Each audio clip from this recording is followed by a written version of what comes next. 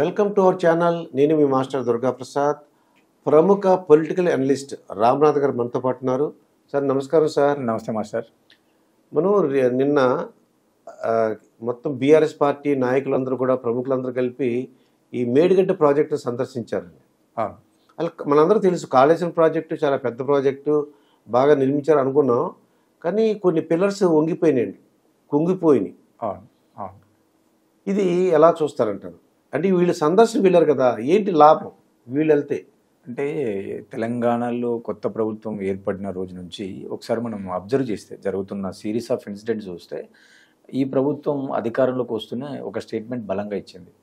గత గవర్నమెంట్ పైన మేము శ్వేతపత్రం రిలీజ్ చేస్తామని చెప్పడం, వాళ్ళు కూడా శ్వేతపత్రానికి కౌంటర్గా స్వేదపత్రం అంటూ ఒకటి కేటీఆర్ గారు రిలీజ్ చేయడం, శ్వేతపత్రం. సో ఇవన్నీ మనం చూస్తున్నాం చాలా గత ప్రభుత్వం మారిన రోజు నుంచి. అలాగే రేవంత్ రెడ్డి గారు కూడా తన మంత్రివర్గాన్ని అంతా తీసుకెళ్ళి మేడిగడ్డను సందర్శించడం, అక్కడ ఒక పవర్ పాయింట్ ప్రజెంటేషన్ పెట్టడం, అంటే ప్రజలకు చూపించడం. అంటే మేము గతంలో ఏవైతే మేడిగడ్డ పైన కాళేశ్వరం పైన ఆరోపణలు చేశామో ఆ ఆరోపణలకు బలం చేకూరుస్తూ అక్కడ నిర్మాణంలో లోపాలు జరిగినాయి. మోరోవర్ బట్టి విక్రమార్క గారు కూడా మాట్లాడుతూ గతంలో దానికి వేరే పేరు ఉండేది, అంటే ఈ కాళేశ్వరానికంటే ముందు మనకు చేవెళ్ళ పేరుతో ఒక ప్రాజెక్ట్ నేమ్ ఉంది, ప్రాణహిత చేవెళ్ళ. Right, exactly. అంటే ప్రాణహిత చేవెళ్ళ పేరుతో గత కాంగ్రెస్ ప్రభుత్వం ఒక ప్రాజెక్ట్ డిజైన్ చేసి ఉండేది. తర్వాత కేసీఆర్ గారు వచ్చిన తర్వాత దానికి కాళేశ్వరం అని చెప్పి తీసుకోవడం, కొంత డిజైన్లో మార్పులు చేయడం జరిగింది. అంటే లొకేషన్ కూడా అది రైట్ లొకేషన్ కాదు, స్ట్రాటజిక్ లొకేషన్ కాదు అని చెప్పి చాలా విమర్శలు ఉన్నాయి. కానీ కేసీఆర్ గారు ఏంటంటే తను ఒక ఇంజనీర్ లాగా, తను ఒక నిర్మాణానికి మొత్తం కర్త కర్మ నేనే అన్నట్టుగా చాలా సందర్భాల్లో ఆయన చెప్పడం కూడా చూసినాం. నేనే పెద్ద ఇంజనీరు, నాకంటే ఎవరు ఇక్కడ పెద్ద ఇంజనీర్ ఉన్నారు అన్నట్టుగా ఆయన మాటలు కానీ ఆయన ప్రసంగాలు కానీ మనందరికీ తెలిసిందే. మోరోవర్ కాళేశ్వరం ప్రాజెక్టు కూడా ఏషియా ఖండంలోనే అతిపెద్ద లిఫ్ట్ ఇరిగేషన్ ప్రాజెక్ట్. అంటే ఈరోజు కాళేశ్వరం ప్రాజెక్ట్ అంటే ఏదో ఒక మేడిగడ్డ కుంగిపోతానే ఏదో కంప్లీట్గా దాన్ని ఒక బూచిలో చూపెట్టి కాంగ్రెస్ ఏదో చేస్తుంది అన్నట్టుగా వాళ్ళు కౌంటర్లు ఇస్తున్నారు. అంటే అక్కడ 3 బ్యారేజ్లు ఉన్నాయి, దాదాపుగా 16 రిజర్వాయర్లు ఉన్నాయి, 19 పవర్ స్టేషన్స్ ఉన్నాయి, దాదాపుగా 1500 కిలోమీటర్ల కాలువలు ఉన్నాయి. సో ఇలా చాలా సుదీర్ఘమైనటువంటి ప్రాజెక్టు, దాదాపు 1,00,000 కోట్ల వ్యయం చేసినటువంటి ప్రాజెక్టు. సో ఇంత పెద్ద ప్రాజెక్టులో ఎక్కడో ఒక 2-3 లోపాలు జరిగినంత మాత్రాన మీరు దాన్ని బూచిగా చూపించి రేపు పార్లమెంట్ ఎన్నికల్లో రాజకీయంగా లబ్ధి పొందాలా అనే కోణంలో వీళ్ళ యొక్క నిన్న విజిట్ జరిగినట్టుగా మనం భావించాలి.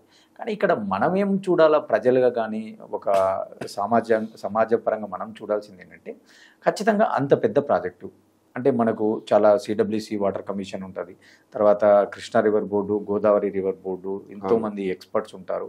సో వీటి అన్నిటినీ మనం ఒకసారి వాళ్ళ ద్వారా రిపోర్ట్స్ తెప్పించుకుంటే, అంటే గతంలో ఇప్పుడు మనం ఒక ఇల్లు కట్టాలంటేనే మనం ఏం చేస్తాం, ఇంజనీరు, తర్వాత ఇంజనీరు, ప్లానరు, వాస్తు, ఇట్లా చాలా పెద్ద కథ ఉంటుంది కదా దాని వెనకాల.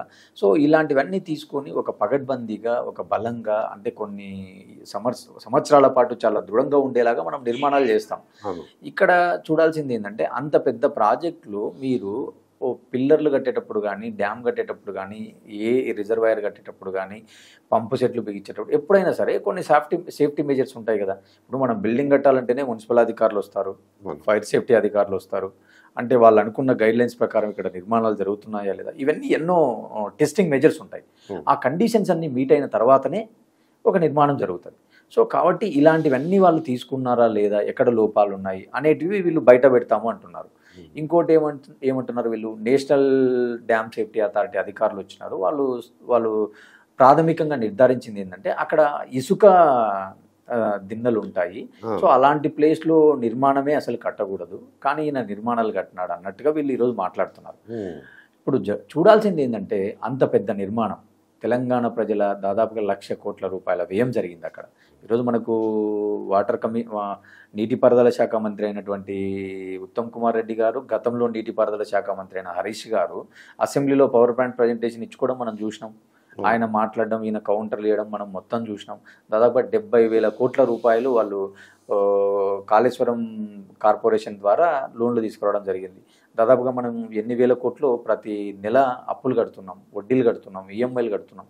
అంటే ఇంత పెద్ద ప్రాజెక్ట్ కాబట్టి వాళ్ళు ఏం చేస్తున్నారు, అది ఒక ఫర్ ఎగ్జాంపుల్ మనం చిన్న లోపం అనుకుంటే కాసేపు, అంటే ఇంత పెద్ద సుదీర్ఘ ప్రాజెక్టులో ఏదో ఒక 2-3 పిల్లర్లో దెబ్బతిన్నాయి. ఇప్పుడు కేసీఆర్ గారు మొన్న నల్గొండ సభలో మాట్లాడుతూ ఏమన్నారు ఆయన, అవును నాగార్జున సాగర్ డ్యామ్ కట్టినప్పుడు ప్రాబ్లం రాలేదా, అక్కడ ప్రాబ్లమ్స్ వచ్చినాయి, లేదా ప్రకాశం బ్యారేజ్ కట్టినప్పుడు లీకేజ్ అవ్వడం లేదా అంటే లీకేజ్లు అవుతాయి. కానీ ఇక్కడ చూడాల్సింది ఏంటంటే కొత్తగా కట్టి సంవత్సరం కూడా కాక మునిపే లీకేజ్లు అవ్వడం అంటే కొంత చర్చకు దారితీసినట్టుగా.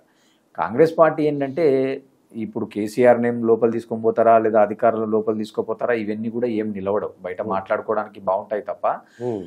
కాకపోతే ఇక్కడ కాంగ్రెస్ వ్యూహాత్మకంగా ఏం వ్యవహరిస్తుందంటే, కాంగ్రెస్ ఈరోజు 6 గ్యారంటీలు ఇచ్చింది. మోరోవర్ తెలంగాణ 2014లో సాకారమైన తర్వాత 10 ఏళ్ల తర్వాత కాంగ్రెస్ పార్టీకి అధికారం దక్కింది. ఈరోజు వాళ్ళ మీద చాలా ఒత్తిడి కూడా ఉంది. అంటే ఇచ్చిన హామీలు అమలు చేయాలా, తర్వాత కొత్త ఉద్యోగాలు ఇవ్వాలా, వాళ్ళు ఇచ్చినటువంటి అనేక హామీలను నెరవేర్చాలి. కాబట్టి సో వాటికి కొంత సుదీర్ఘ సమయం పడుతుంది. అంత లోపలనే వీళ్ళకి అనుకోకుండా ఇక్కడ పార్లమెంట్ ఎన్నికలు రావడం జరిగింది. సో ఈ ఎన్నికల లోపు వీళ్ళకు కొన్ని అస్త్రాలు కావాలి ఖచ్చితంగా.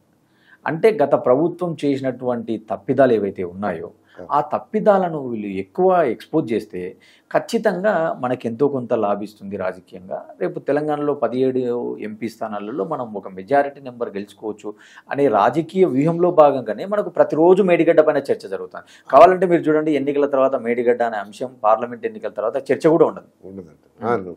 అయితే ఇక్కడ వీళ్ళు బీఆర్ఎస్ పార్టీ నాయకులందరూ వెళ్ళారు కదా, ఏంటి లాభం? వీళ్ళు వెళ్ళారు కదా వీళ్ళు, అవును, ఏంటి లాభం? అదే నేను అంటున్నా, వీళ్ళకు కౌంటర్ గా ఇప్పుడు వాళ్ళు శ్వేతపత్రం అంటే వీళ్ళు శ్వేతపత్రం అన్నారు. సో ముఖ్యమంత్రి వెళ్ళి పవర్ పాయింట్ ప్రజెంటేషన్ ఇచ్చినారు కాబట్టి మేము కూడా వెళ్ళి ఇన్ని పంపులు ఉన్నాయి, ఇన్ని రిజర్వాయర్లు ఉన్నాయి, ఇన్ని కాలువలు వేసినాము, ఒకప్పుడు తెలంగాణ అంటే ఎడారి, ఇన్ని లక్షల ఎకరాలకు ఆయకట్టు ఇచ్చినాము, ఇన్ని వేల ఎకరాలకు రైతులు బాగుపడినారు, ఇంత పెద్ద నిర్మాణం తెలంగాణ వచ్చిన తర్వాత సాకారమైంది అని ఒక చెప్పుకునేటువంటి ప్రయత్నంగా చూడాలి. అంటే ఈరోజు బీఆర్ఎస్కు ఎంతో కొంత డిఫెన్స్లో ఉన్నారు, కొంత వలసలు కూడా అటు బీజేపీ సైడ్ ఎంపీలు పోతున్నారు, ఇటు సైడ్ కొందరు కాంగ్రెస్ రేవంత్ రెడ్డి చూస్తున్నాం మనం, రంగారెడ్డి జిల్లాలో మహేందర్ రెడ్డి గారు కావచ్చు, లేదా ఈరోజు జైరాబాద్ ఎంపీ గారు కావచ్చు, ఇట్లా చాలామంది టీఆర్ఎస్ పార్టీని వీడడం కనపడుతుంది. కాబట్టి వాళ్ళ పార్టీ నాయకులను, వాళ్ళ పార్టీ క్యాడర్ను కాపాడుకోవాలనే రాజకీయంగా వాళ్ళు కూడా ప్రొటెక్ట్ చేసుకోవాల్సిన అవసరం ఉంటుంది, కౌంటర్ చేయాల్సిన అవసరం ఉంటుంది. కాబట్టి ఆ కౌంటర్లో భాగంగానే వాళ్ళ యొక్క పర్యటనలను మనం చూడాలి. ఇప్పుడు కేటీఆర్ వీళ్ళు ఏమంటారు ఏంటంటే, ఏదైనా కోపం ఉంటే మా మీద తీర్చుకోండి, మీరు మాత్రం రిపేర్ చేసేసి వాటర్ రేపు వచ్చే వర్షాల లోపల వాటర్ పంపు చేయాలంటున్నారు. అంటే ఇప్పుడు మనకు గోదావరి వరదలు చాలా తీవ్రంగా ఉంటాయి. అంటే ప్రతిసారి కూడా మనం చూస్తుంటాం. అంటే మన రాజమండ్రి బ్రిడ్జి దగ్గర నుంచి సముద్రంలో లక్షల క్యూసెక్కుల వాటరు సముద్ర పాలవుతుంటుంది. సో ఆ రోజు అంటే మనకు వసతి లేదు, మెకానిజం లేదు. ఈరోజు కాళేశ్వరం ద్వారా మనకు ఒక మెకానిజం ఉంది కాబట్టి మనం వాటర్ను ఎత్తిపోసుకొని దాదాపు మనకు 19 రిజర్వాయర్లు ఉన్నాయి. సో ఆ రిజర్వాయర్లలోకి మనం వాటర్ను డంప్ చేసుకుంటే మనం రేపు వర్షాలు పడినా పడకపోయినా మనం తెలంగాణలో 2 పంటలకు లేదా 3 పంటలకు నీరు ఇవ్వచ్చు. ముందు మీరు ఆ పని కానివ్వండి. మీరేదో దీన్ని మేడిగడ్డ కూలిపోయింది పూచిగా చూపించి మీరు ప్రజలను మట్టి కొట్టద్దు, రైతుల కడుపు కొట్టద్దు అనేది తెలంగాణ వాళ్ళు చేస్తున్నది. కానీ నేనేమంటానంటే, ఇలాంటివన్నీ ఒక రాజకీయ నాయకులు చెప్పడం కంటే అధికారులకు ఖచ్చితంగా దృష్టిలో ఉంటాయి. ఇప్పుడు మనకు గోదావరి రివర్ మేనేజ్మెంట్ బోర్డు ఉంది, Krishna river management board KRMB ఉంది. సో వాళ్ళకి అధికారులకు ఒక క్యాలెండర్ ఉంటుంది. సో ఆ క్యాలెండర్ ప్రకారం నీటి విడుదల కానీ లేదా నీటి బదిలీ కానీ ఎత్తిపోతలకు కానీ దీనికి ఒక స్టాండర్డ్ SOP అంటారు, స్టాండర్డ్ ఆపరేటింగ్ ప్రొసీజర్ ఉంటుంది. సో ఆ ప్రొసీజర్ ప్రకారం వెళ్తారు తప్ప నువ్వు వచ్చి ధర్నా చేసి నీళ్ళు వదలమంటానే వాళ్ళు నీళ్ళు వదరు, నువ్వు వచ్చి ధర్నా చేస్తానే పవర్ జనరేషన్ చేయమంటే చేయరు. కాబట్టి వాళ్ళకంటూ ఒక రూల్స్ అండ్ రెగ్యులేషన్స్ ఉంటాయి.